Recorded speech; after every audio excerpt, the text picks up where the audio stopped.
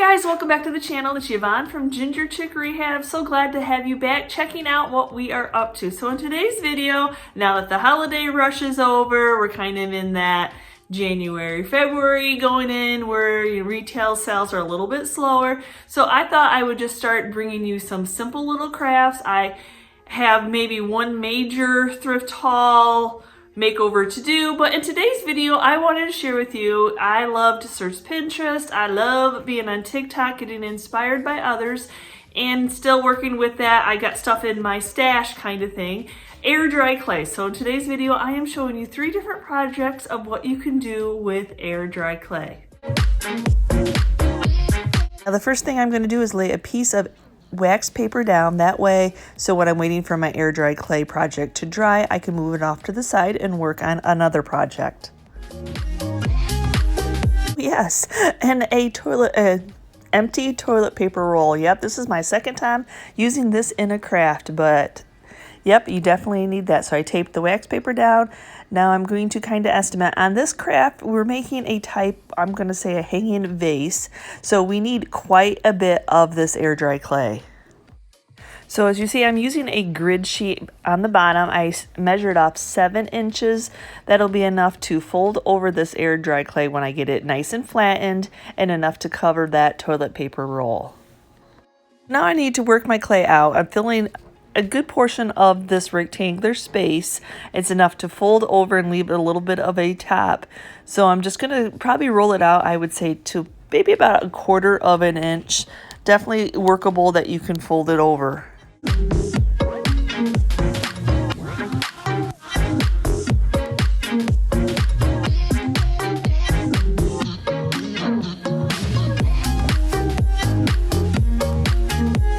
Now that I think I have it flat enough and enough rolled out to fold over, I'm going to go ahead and kind of checking my toilet paper roll measurement, and I'm going to take this metal ruler and I'm just going to straight cut that bottom area. That's why it's nice to have this on a grid pattern, but you don't need to. And so, yep, now I'm just placing my toilet paper roll in the middle, and now I'm going to fold it up about, I would say, a little bit more than half, all the way up. So you don't want to cut your sides yet until you get that folded up. Now that I have it folded up, I can go ahead and guess how much extra you want on the side. And I figured I wanted about a good inch on each one of the sides. That way that I could combine the 2 sides to make sure that they stay stuck together. And now I can have that nice straight cut. Before making that straight cut on the top, I'm just going to kind of gently smoosh them down a little bit to make sure that they are in that position that I want. Now I'm just going to make my straight cut along the top. If you don't have one of these poking tools, you can use a bamboo skewer. It doesn't really matter. Just something, because we're going to be using this to hang it. So I'm making 2 holes, making sure that I go all the way through. And now I'm going to make 4 holes going down on the side. So that is going to be just a little extra where the jute is going to be stringing once it's dry along the side to make it look like that is what is helping hold it together.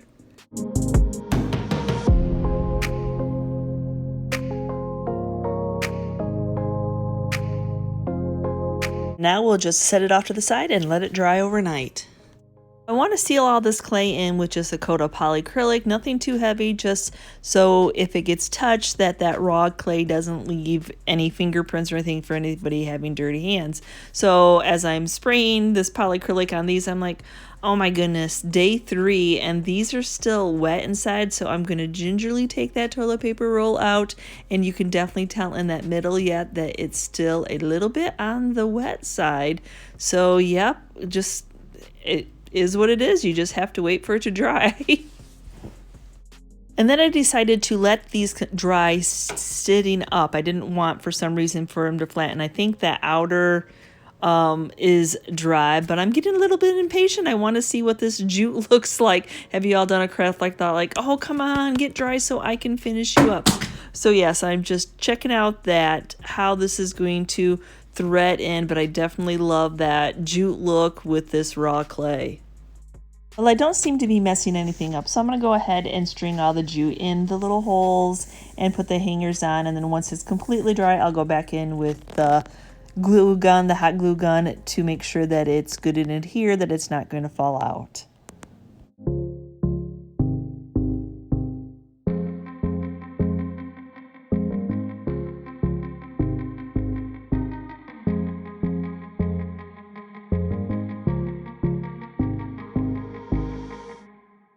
Now for the hanging one, I'm going to go in the front, and I want my little knots to be on the front of those holes where I punched them. So I'm going to go in with a double knot. After this was finally dry, I'm just doing another little double knot on the back of where this is just decorative. I'm going to stick just a little bit of the hot glue on there to make sure that it does not fray or come apart. Now stick just a little bit of hot glue, just a dab, right behind where that double knot is from the hanging system. That way I make sure that it's not going to come apart.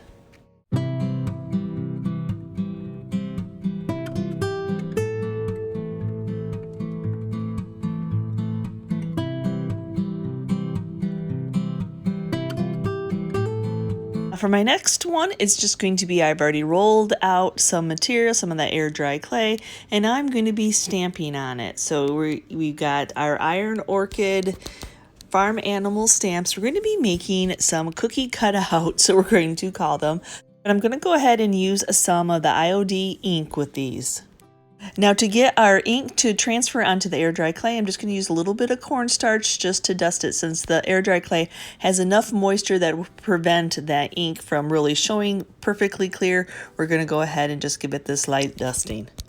And now I'm not doing the whole image, I'm just going to do the head of each one of these animals. So I'm just going in and inking it, and then making sure that it's not on, because we're pressing it down to into a clay, that there isn't any excess when I don't want it. And so yep, just going to set it off to the side, just do that head, and then press down pretty firmly to get it into this clay.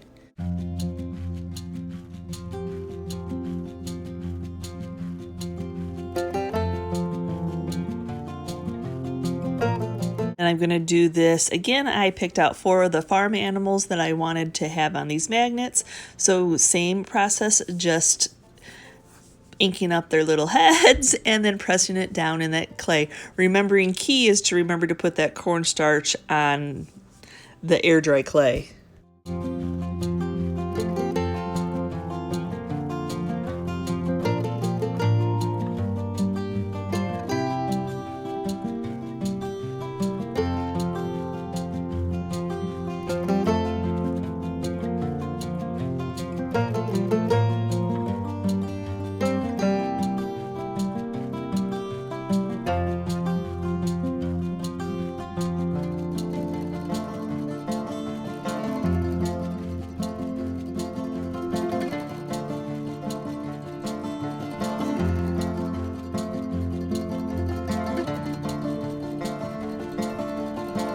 Now that I have all my images transferred, I'm just actually going to use, I actually had a biscuit cutter but you couldn't see through the biscuit cutter, and I wanted to make sure I had that silhouette of that head in there. So I'm like, hey, this top to this jar will work perfectly, because then I can see what I'm working with. So there you go, God wink moment. Here it is.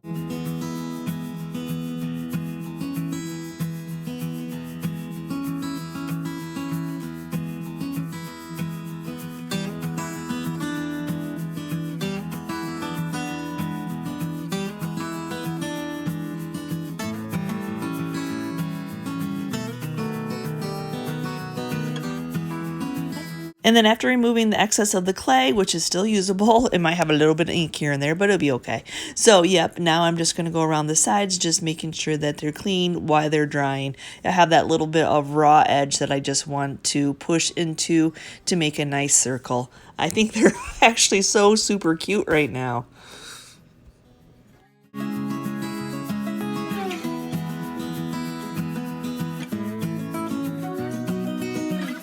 Well, that was a lot of fun, so let's make some more. So who doesn't?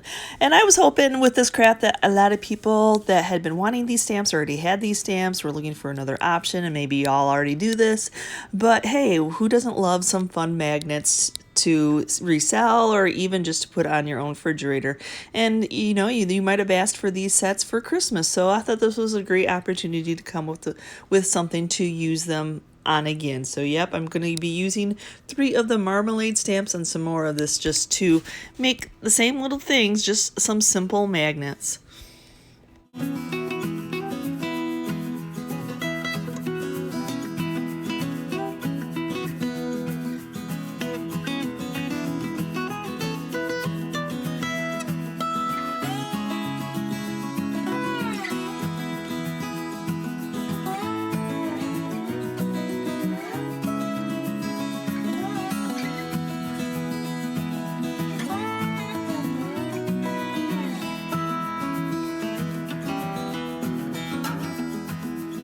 So now I have this bigger jar, wide mouth jar lid.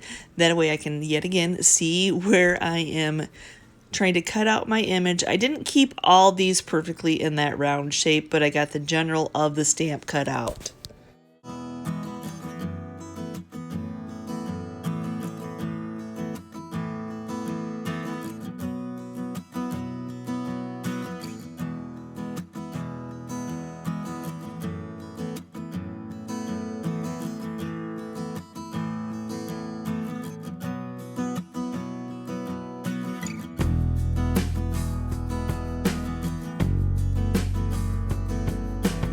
I'm having too much fun. I promised just one more set, but I definitely wanted to make some using some numbers. And then, so the numbers are the typesetting stamps from IOD, along with these green sack stripes were actually in the Merry and Bright set that came out for Christmas time. And I will link everything that I use in my description below. I like to buy from the Painted Heirloom, and for first-time buyers, she does have a discount code that I'll link in the description box. So yep, just the same process. But on these ones, because they're going to be square, I'm not going to be using the round shape to cut them out.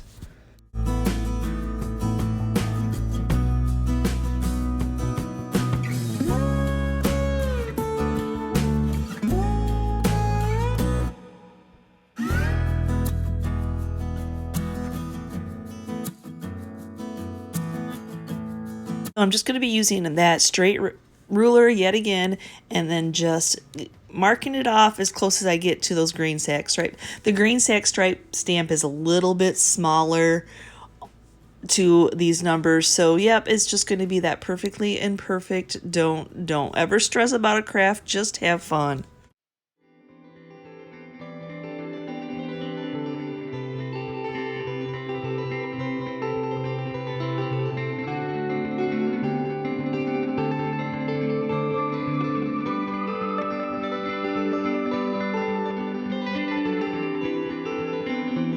Now this is the next day. I let them dry overnight, but as you can see, they are still not dry completely.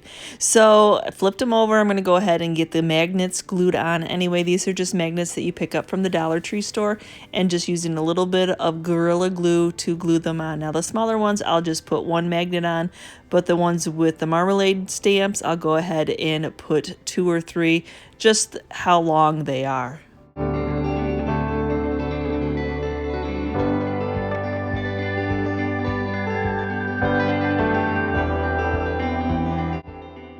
Magnets are definitely dry, so I'm going to go ahead and give them a coat. I'll coat the front, and then once that's dry, I will coat the back. Just a level of protection for them.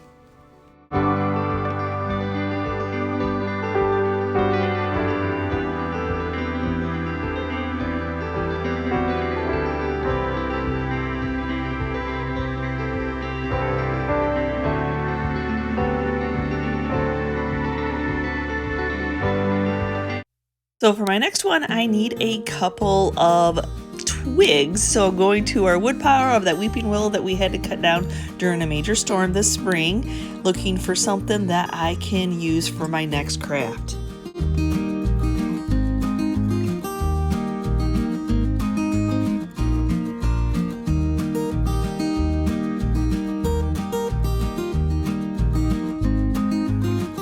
Well, that looked easy enough, and just in case you wanted to see pictures for reference, because yeah.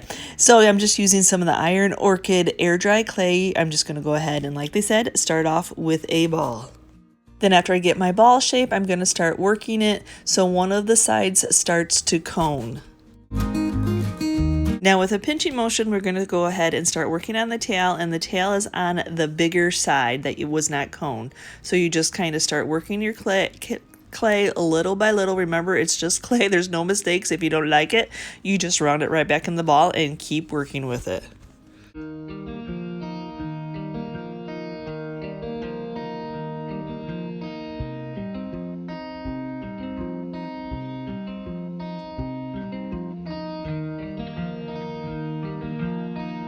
Then after you get the clay the way that you want it on that little tail, so now we're going to start off with just taking a pinch and starting to form a beak. I need to round mine up just a little bit more, trying to fill in any of those creases, but it's just a little bit of a pinch for just a little bit of a beak. You just keep tweaking until it is pleasing to your eye. Now I want this little birdie to be able to sit, and I found if I kind of cupped my thumb, I could kind of get that shaping a little bit more bird-like.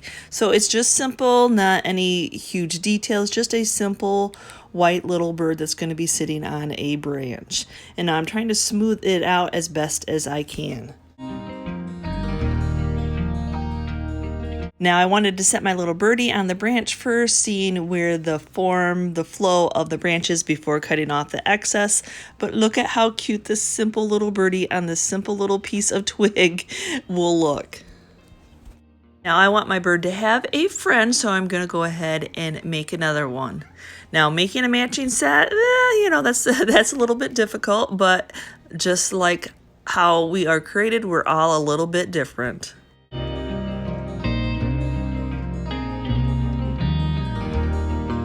These, I want to get them glued on the branch. There's that curve to the branch. I cut it down to so it wasn't quite so long. Now I'm just going to be using some of that Titebond quick glue to go ahead and glue them on, and I'm going to have to use something to prop them up as they're drying. But oh my gosh, what a cute statement piece this is. Now, I did make one more set of birds using some water when I was working with that air dry clay. It was really hard to get it not to have the little creases or anything like that. So I thought maybe if I just used my fingers and a little bit of water making the next set, which it seemed at the end when I got them all done, I was able to smooth them out just a little bit better.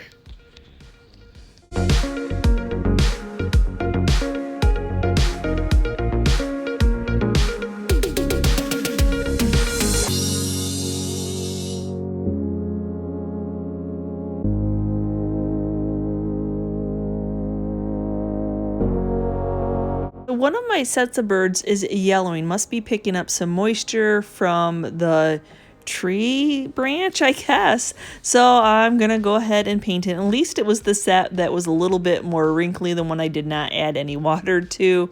So, well, you know, you'll have that. So I really like that white of the clay, but these are definitely way too yellowing, and it's not even at all. So you can tell that it's sucking something up from that branch.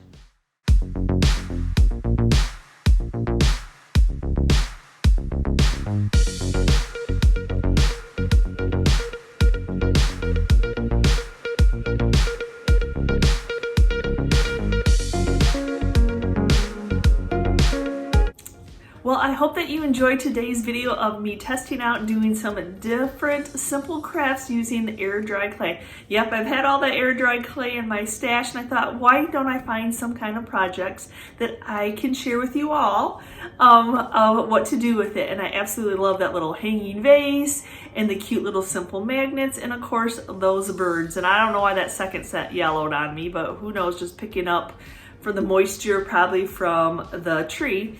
So yes, I absolutely, it was a quick fix, just paint it. So yes, I absolutely love those birds, just the simplicity of birds, just plain white birds.